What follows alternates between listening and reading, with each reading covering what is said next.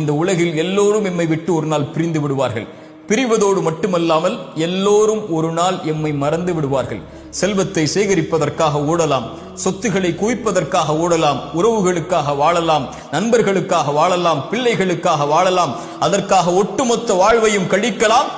ஆனால் நாம் மரணித்து விட்டால் எம்மை எப்போது மறப்போம் என்று அவர்கள் காத்து கொண்டிருப்பார்கள். யாராவது எம்மை நினைவுபடுத்தினால் கூட வேண்டாம், எனக்கு கவலை வந்துவிடும், அவரை பற்றி பேசாதீர்கள் என்று தவிர்த்து விடுவார்கள் நபித்தோழர்கள். அதனால் தான் மன்னரைகளை பார்த்து சொல்லுவார்கள், எதை எடுத்து சென்றீர்கள் இந்த உலக வாழ்வில்?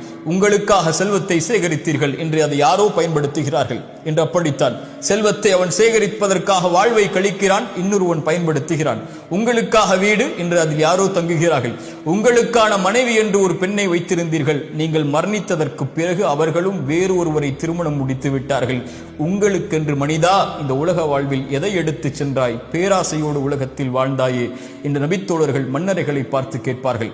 அல்லாஹுடைய தூதர் ஸல்லல்லாஹு அலைஹி வஸல்லம் அவர்கள் ஒரு அழகிய செய்தியை சொன்னார்கள். மனதில் வையுங்கள், எந்த ஒரு ஆத்துமாவும் இந்த உலகத்திலே மரணிக்காது அல்லாஹ் கொடுத்த வாழ்வாதாரத்தை முழுமையாக்காமல். அல்லாஹ் ரப்புல் ஆலமீன் உங்களுக்கு கொடுக்க இருப்பதை அழகிய முறையில் அல்லாஹ் அனுமதித்த முறையில் தேடுங்கள். உங்களை பேராசை மிகைத்து அல்லாஹ் தடுத்த முறையில் ஒருபோதும் வாழ்வாதாரத்தை தேடிவிடாதீர்கள்.